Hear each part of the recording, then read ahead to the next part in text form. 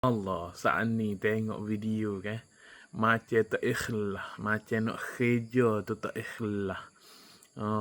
Koper. Koper hok kalau kita pergi naik kapal terbang kan. Adalah koper kita bubuh dalam tempat dia lah.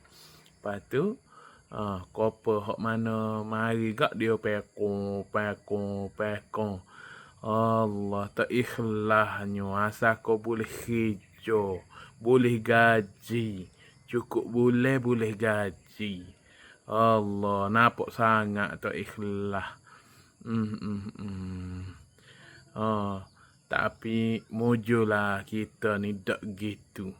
Tapi negara lain, Allah, pekong, ambil pekong macam India, gapo ke. Allah teruklah. Ambil tu gak dong pekong siapa kau hacu. Allah, kalau boleh ke janganlah buat gitu. Allah. Deh. Potong ikhlas.